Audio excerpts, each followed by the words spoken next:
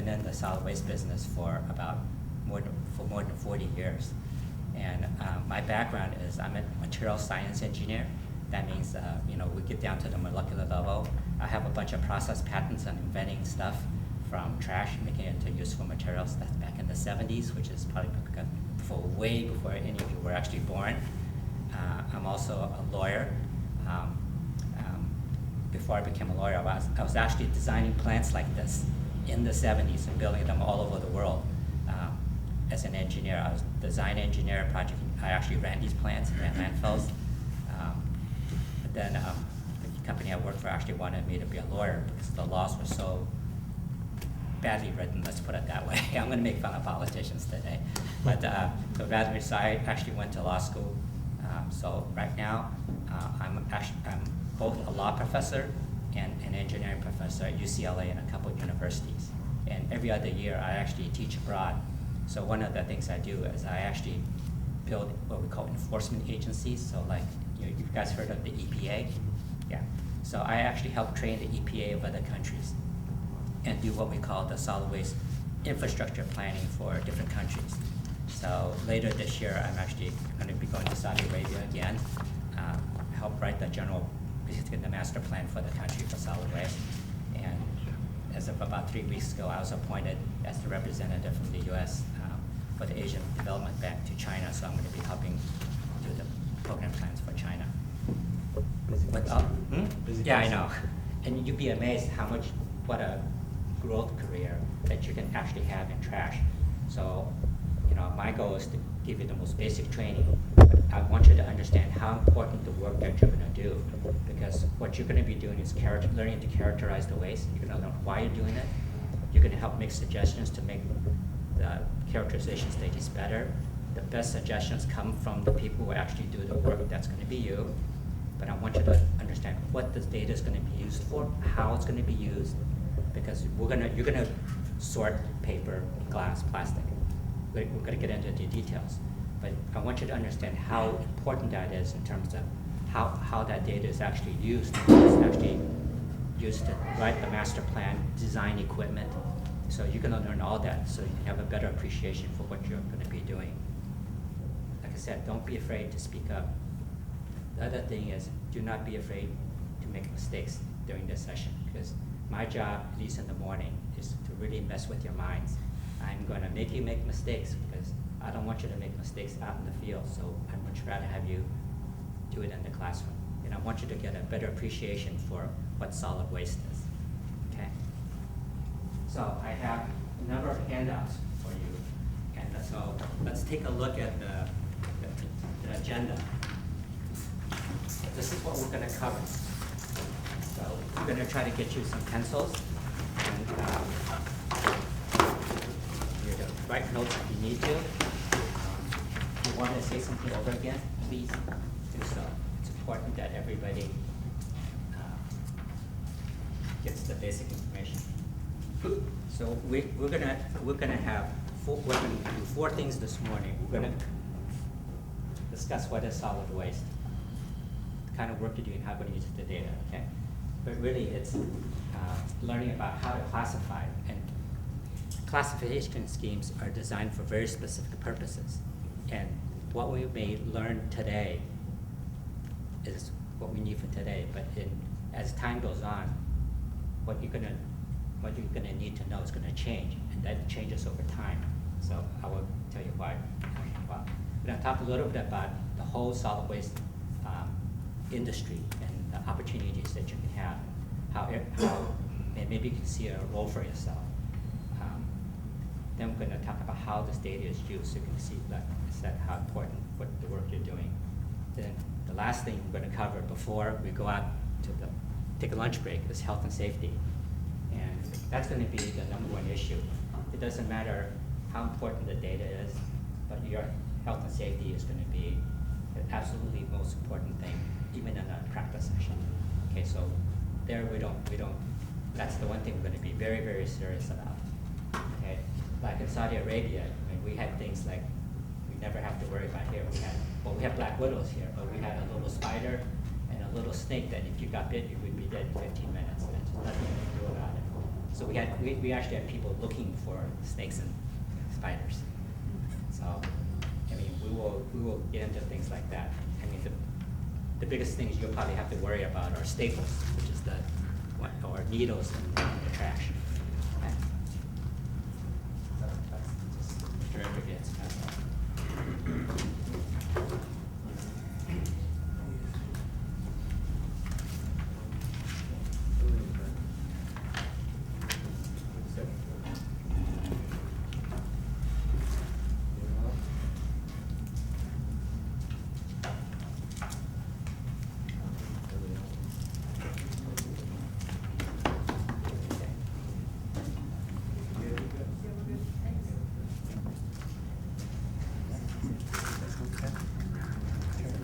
Everybody got a pencil, a pen?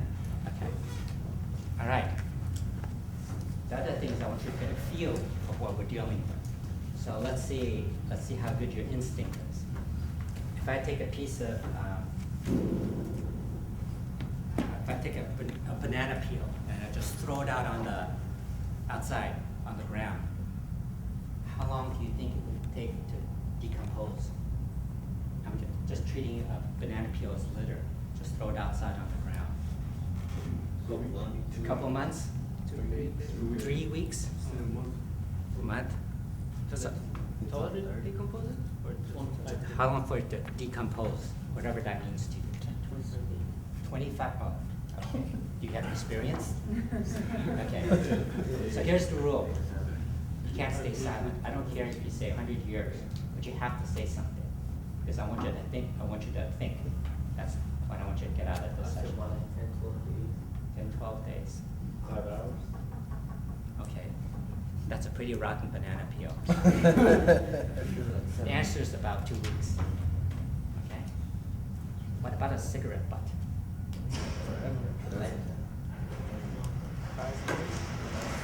5 years? 1,000 years. You have to say something. Hi. Okay. Very good. 5 years for a cigarette butt. How about a plastic bag, a grocery bag? Anything else? 10 years. 4 months? 4 months. 6 years. 6 years? 2 months. 20 years. How about a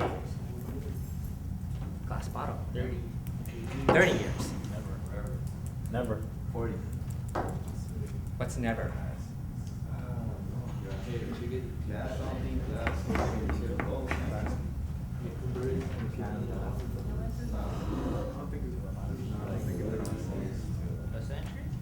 A century? Yeah, I would say. I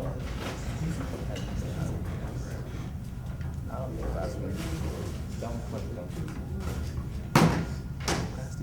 Any more guesses? 100 years. 100 years? Are those regular water bottles or? That's a regular glass bottle. Unless it goes to weatherization. I think it does decompose that. It's like obsidian rock. Okay, guess what? Million years. So forever was the best answer. So this is what I mean by we don't look at trash. We look at trash very differently today. How do we know it's a million years? Because what is glass? What is glass? Remember, I'm a material science engineer. Does that include every type of glass or? No, this is just this kind of glass. Okay. Remember, this glass is basically about 70% sand.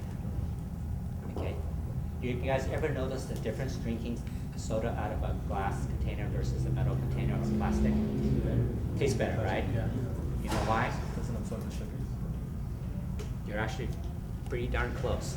It doesn't give off the limit. Yes, because what happens is if it's an aluminum can or steel can, the Coca-Cola actually will dissolve part of the can. That's the metallification. They started coating the inside of the cans with plastic now. Okay? And so why does it taste better in glass? Because glass is what we call chemically inert. That means it's very chemically stable. So this is considered a premium packaging. Chemically what? What? Chemically what? Chemically resistant. How do we store acid? How do we store really acid? We store it in glass. Right? So that's the level of detail we're going to get into today. So you have a better appreciation for the materials you're working with. So why did I give those examples? The reason I gave those examples is because trash changes over time. Okay, we may do a waste composition study today, but 2 months later, it may not be valid. So we do studies seasonally, because hey, if it's a springtime, it's different than summer, it could be different than winter, and it depends on the different parts of the country. If you have a holiday, so if you did a waste composition study a week after Halloween, it's going to be filled with pumpkins, right? So you even have to pick the appropriate time to pick the samples to sort. So that's how sophisticated the characterization studies are. And there are actually regulatory standards on how to do sorting. So we will go through that today. And actually, my team and I, we actually wrote pretty much most of the standards that are in use today. So we will go through those. Okay. The other reason I use those examples, like I said, trash change over time. Think about during, I'm going to say, caveman days. You ate your chicken, whatever, if you throw it outside the cave, that was fine, right? Because the trash was pretty degradable, like the banana peel, right? But as we started modernizing, industrializing, we started doing plastics, like disposable diapers, with all kinds of things in the trash that never existed 20, now we don't have things 20 years ago. Okay, like we have disposable diapers, well, we never had that 50 years ago, right? So, like I said, trash changes over time. This is a very dynamic field. We have to be able to account for the changes. Okay. That's what I was getting at. Trash changes over time. And trash is influenced by law. Okay? We have a saying in the entire environmental business. If there is no law, there is no environmental business. So I want you to think about why that statement is true. So anybody want to take a guess? Trash is influenced by law. No, there's no environmental business without a law. Because anybody can just throw the trash anywhere. Still do that. You can still do that, but you get in trouble. I'm actually in uniform. You see, I'm actually kind of an environmental cop for the state of LA. So I'd be coming after you. This is in LA, so. So here's why law is important, drives everything. So you heard that the state is now considering a plastic bag ban. You guys hear that, right? Yeah. So by a stroke of a pen by the state legislature, we may actually have a major part of the waste stream, plastic bags, single use, disappear from the waste stream. You see that? So by law can change, and we will see that. Law, and the impact of law is very significant. And we cannot predict what the impact of the law on the waste composition, because we don't know what those future laws are going to be. Do you understand? So everything that we do, when we say we're going to do a waste study, we call that a snapshot in time. It's only a picture of what it is the day that we sort. That's really as valid as it can be. What we try to do is representative of a study, so we can project the trash over. Snapshot in time. It's like a photograph. So when we do a waste comp study, take everything apart. It's like a picture for that day, of that sample. Okay. We're not going to sort a whole truck. We take maybe 200 pounds out of that truck, but we say that 200 pounds is representative of that truck. Do you understand that? We can always sort the whole truck. We've done that before, but that takes a long time, and it's miserable. So here's why law is important. So if I have a lake, so that's my engineer artist rendition of a lake. That's water, and that's a fish. So you had a very good answer. Okay. So think about the turn of the century. This is the point I'm trying to make is why law is so important for the environmental business and even for composition of waste. So if I have a lake and I have a steel mill here, and I have another steel mill here, another steel mill here. In the turn of the century, there was no environmental laws. We treated the environment or the natural resources, we treated it as a free resource, okay? Which means if I make steel, I dump my pollution into the lake. I do that, and I do that. And at the turn of the century, the profit on steel is pennies per pound. So if you decided to be a really good company and say, this is not right, we shouldn't be dumping our trash or our chemical waste into the natural resource. This is called the commons. So there's a term for this, tragedy of the commons. We shouldn't do this. So I'm gonna put all this pollution control device to control this and minimize this. Well, this costs money. And if they did that, they would be out of business, and these would only be two left. So the purpose of law, and understand what it's doing to the environment, the purpose of law, if I pass a law that says everybody, every company, in order to operate, you have to put pollution control devices. It levelizes the playing field. That means everybody has to meet some standard. So that's what law does. It creates a standard. It drives the environmental field. Same thing for solid waste. Everything that we're doing, why we're doing this, is all driven by law. We will cover some of those laws and why it's given rise to this entire industry in the state, well, actually pretty much in the world. Okay, so that's really some of the background of understanding what we're doing and what's driving it. It's going to be law. Yes, there's public concerns. And yes, now there's businesses that want to be a green corporation, right? So we will get. Everybody's heard the term environmental sustainability, right? You guys heard that, right? We're trying to do things to make things more sustainable. In a bigger definition of things, sustainability really is, leaving something behind, leaving something for the future. But however we live and however we operate presently, let's not jeopardize basically the future. So in terms of sustainability, we typically will look at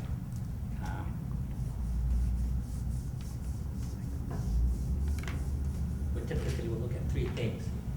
We want to make absolutely sure it makes environmental sense. We want to do the right thing. We want to have the pollution control devices. We want to have good landfills. We want to have good material recovery facilities like this one. Okay, we want to do the right thing. But tempered with that is, it's got to be economic. Okay, you can have the best environmental standards, but if you can't pay for it, it's not going to get done. Okay?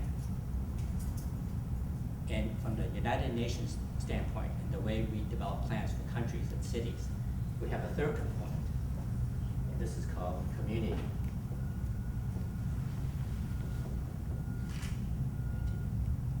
This is very broad. Originally, from the international standpoint, this really meant working with the indigenous tribes, like the tribes in the Amazon, or in the US would be the Indians. But this is very, very, it could be any community. And it's only if it makes environmental sense, and makes economic sense, and makes sense for the community, and it treats the people in the community fairly. This one thing where it intersects, this is what we call sustainability. So when we start planning our solid waste programs, our recycling programs, we're going to do waste characterization studies, which these decisions are going to be based on.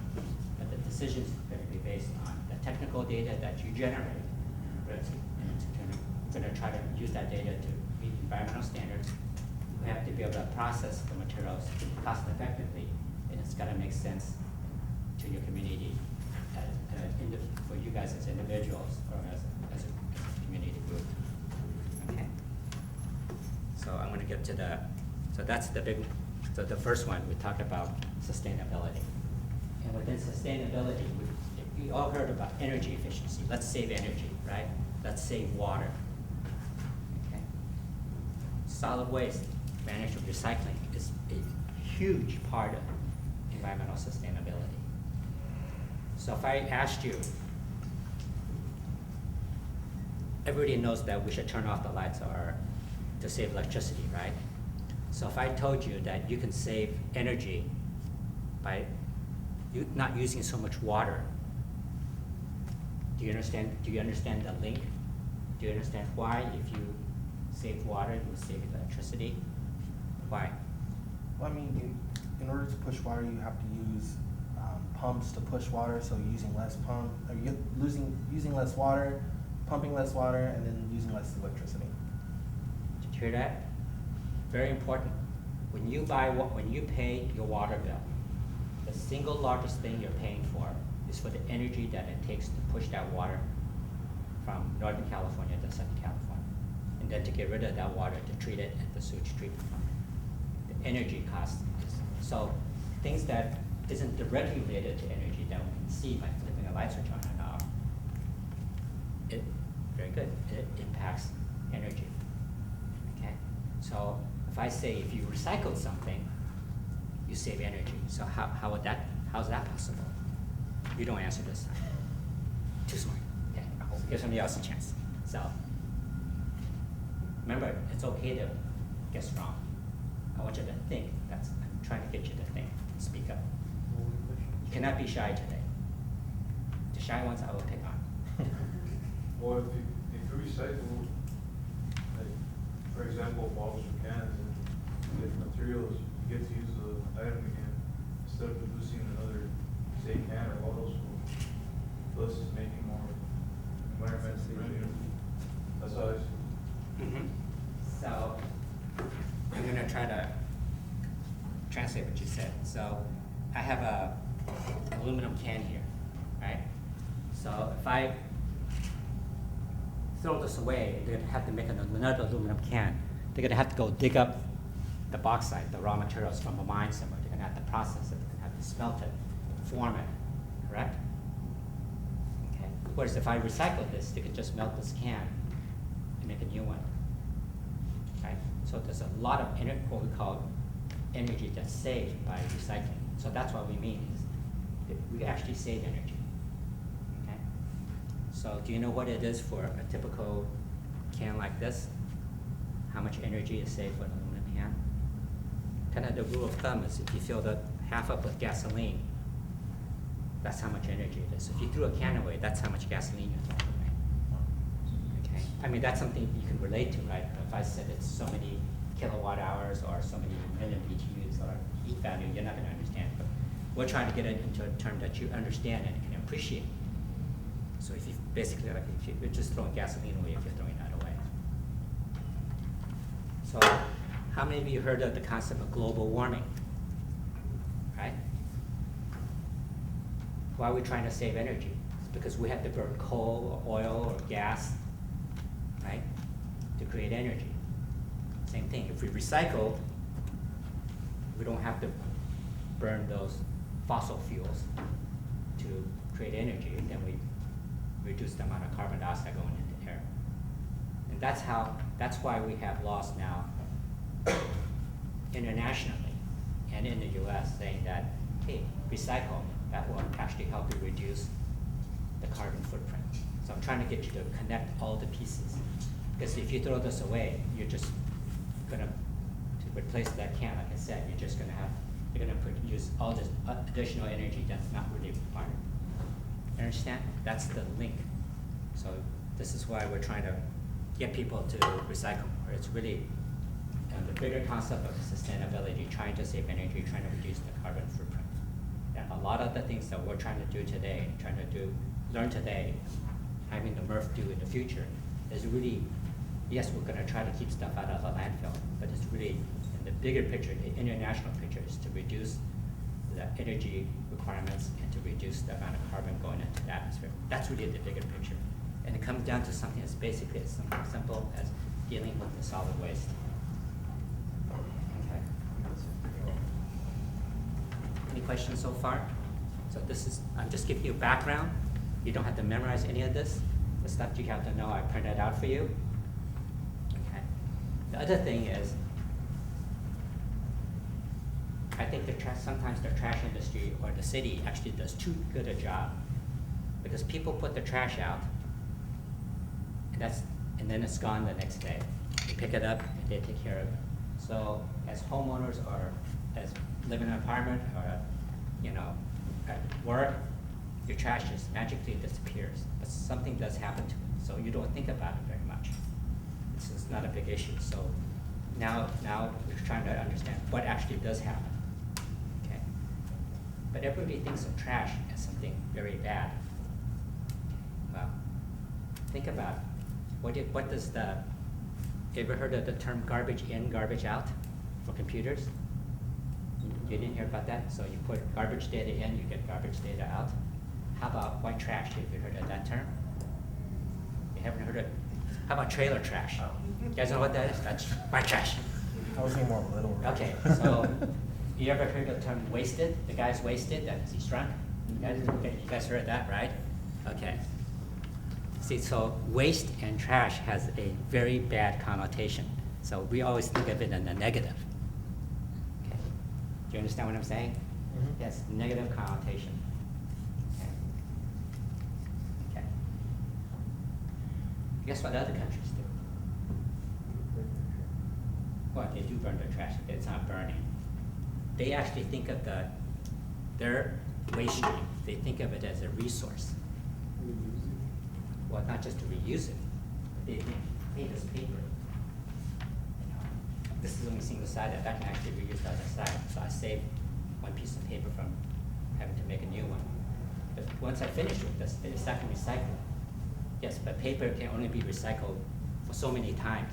Because if the paper is made of a bunch of fibers, and every time you recycle it, the fiber gets a little shorter. So there's a practical life. At the end of the life, it's going to go in the landfill. At least in this country. In other countries, there are no landfills. They ban them. Well, what do they do with it? They look at it as a resource. By law, they had to convert the paper that can't be recycled anymore. They had to convert it to energy. We're very blessed in this country. Other countries, they don't have any oil or natural gas. So they had everything's imported. So they have a law that says if a piece of trash has energy value, has energy content, we will extract the energy. So and I will show you later some of the best facilities in the world, like what it looks like. But they actually convert trash to chemicals, to energy. Okay. That's why we're doing waste composition studies, to see how much paper is in the trash, how much energy can we get out of the trash. The other thing that's really important about solid waste is that there's a very big difference between hazardous waste and non-hazardous waste. We're talking about trash. So that is, we call that non-hazardous waste. We call it MSW, municipal solid waste. It's the trash from the city. MSW. So I use that right at the very beginning, MSW, municipal solid waste. Okay. It's very different from hazardous waste, because hazardous waste, by the very term, is hazardous to something or somebody. Okay? So you can think of poisons.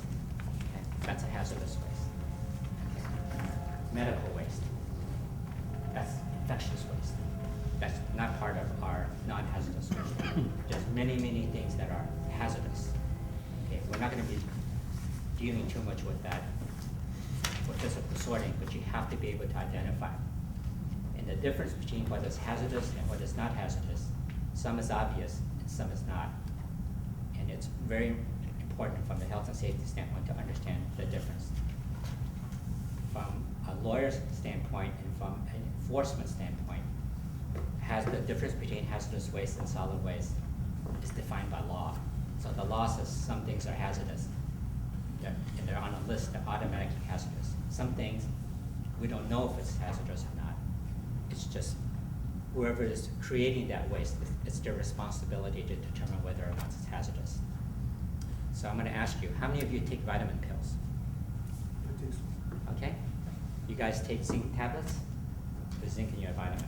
Oh, I have no idea.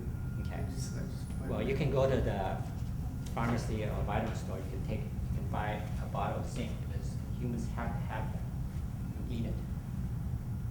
Do you know that you can't throw that in the trash because it's considered a hazardous waste? Well, how can it be hazardous when we actually need it to survive as a human being?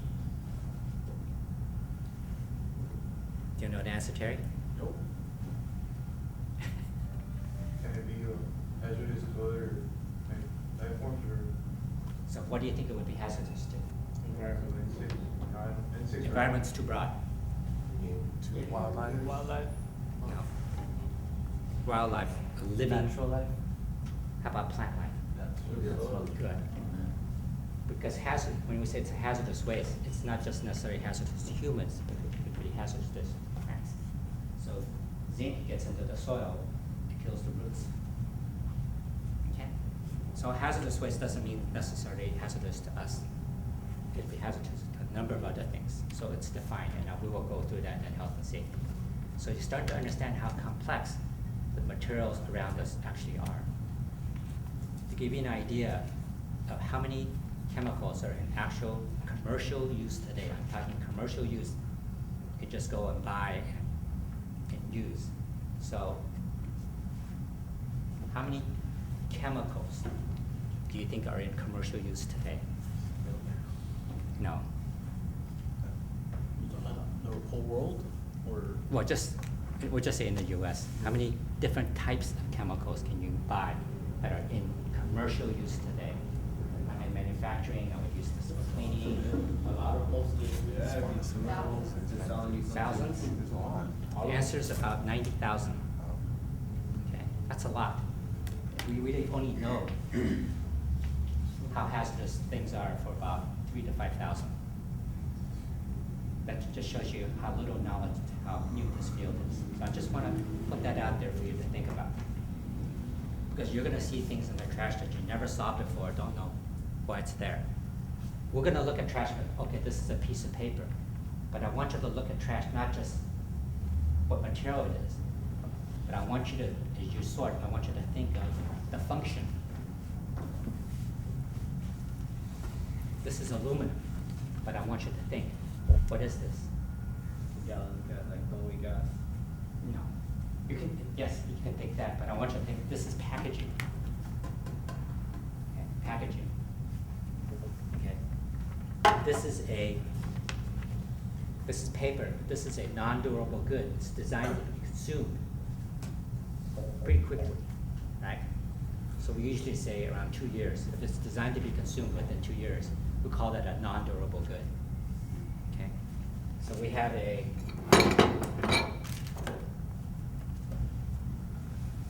yes, this is mostly plastic, but it's got some metals in it. But this is an electronic device, so it's probably e-waste.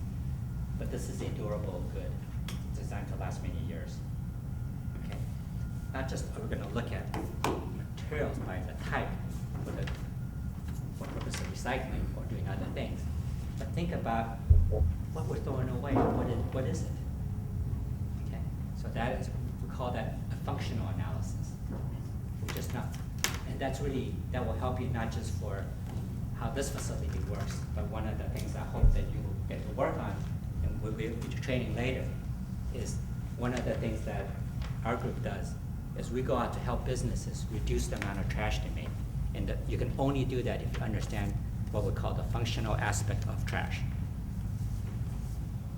What you're generating and how you're generating and why you're generating. We will go through those examples. Okay. All right.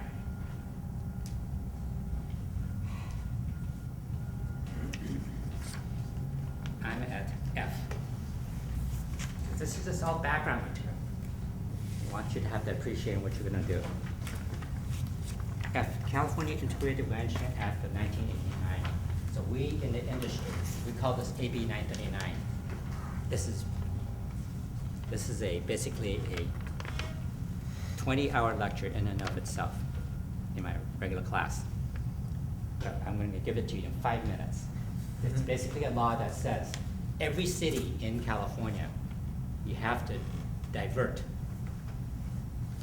keep it out of the landfill, 50% of your waste stream that you create. 50%. The name of the one? What's that? It's on the thing, it's called AB 939. We just say AB, Assembly Bill 939 for 1989. What that means is the bill was written and originated in the assembly, the state assembly in Sacramento. It's the 939th bill in 1989. Okay? It's not a very unique bill, generally, because a lot of other states have recycling bills. And some are even more strict than California. But what made California unique was that it was mandatory. Every city had to divert 50%. And what the penalty is? The penalty is a $10,000 a day fine on the city for every day that you don't meet that goal. Okay? And as part of that law, it required every city to write a plan to figure out what's in their trash, and to write a plan to say, hey, we're going to divert 50%, and this is how we're going to do it. This plan is basically the contract between the city and the state. So every year the state comes down and takes a look at what you've done in the city. The city people actually report this online to the state. And if you didn't write the plan, if the city council didn't adopt it, or you're not meeting your goals, $10,000 a day for the city. That's pretty steep. And they have actually fined quite a number of cities. So that is what we call the driving legislation. Remember I said the law drives everything? So this law basically drives what all cities are doing. And as part of that law, you have to understand what is in your trash. That's why we do waste composition studies. Yes? And what is like a general way that facilities divert 50%? How do they do that? Well, they do it in many different ways. It's not so much part of today's training. Well, we can talk, that's part of the training for the UCLA program. But I can give it to you in a nutshell. Facilities like this help, but nowhere does this facility recover 50% of the materials. So you have your green waste that they collect, they compost that, right? So that's counted. Businesses recycle the paper, some people donate their clothes to Goodwill. So all that is counted as part of what we call the diversion rate. Okay. Those are very good questions. And hopefully I'll be able to get to work with you guys on a much longer term and give you this actual training program. I'm actually the head of this program at UCLA, and I teach this internationally. So hopefully we'll be able to actually arrange the program, get you that training. And this is the training that Barbara went through, Joyce, and pretty much most people went through. Okay. We're gonna characterize waste. Okay? That's what you were told. You're gonna learn to sort waste. Okay? But there's many different types of characterization studies. Okay? Many, many different types. What we're gonna do is we're gonna do a very, very basic one today. And it's the one actually originally designed by for the original purpose of trying to see what is recyclable in the trash. So we're going to actually go to the floor and take some samples of the trash from the floor that's actually going to the landfill. We're going to see what is still recyclable in there. That was the original intent of the state law. Every city has to figure out what they're throwing away, what they're recycling. It's easy to figure out what you're recycling because well, not easy, but you can go to a recycling center and say, well, how many aluminum cans did you collect? How much paper did you collect? How many glass bottles, right? It's a little more difficult for what you're throwing away because you're going to have to go to the landfill. But if the data from the landfill is very different because the trash is all mixed from the homes, from the businesses, right? The hospitals, not the medical waste, but the office waste, right? From the restaurants, office buildings, government schools. So we call that a landfill disposal sample. You can also go to a business, an individual business, and say, hey, don't put your trash in the trash truck. I'll just take your trash from the school. So the composition is specific for the school. That's a very different type of analysis than that when we get at the landfill. Like I said, there's many different levels that we can do a waste sort. But it all boils down to how do we classify the materials. Okay? And there's different uses. The fundamental requirement that the state gives is what is recyclable. We're gonna look at it, we're gonna try to get more data. One of the things this facility is about to undergo is to buy new equipment. But we wanna buy the best equipment that matches the trash from Oxnard. So we have to kind of figure out how much paper compared to how much metal, to how much food is in the trash. So the people that's providing the equipment can get the right equipment to the MRF. So we're not just sorting to see what's recyclable, we're trying to get data for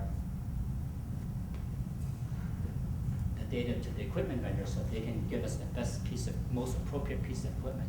But what kind of data is that? One of them is size, so we have a bunch of screens fabricated. We want to know what percentage of the paper is smaller than this versus bigger than this. Okay, so they can give us a screen that will separate this from cardboard boxes. So we don't just collect data on paper, we collect data on the sizes of paper. Understand?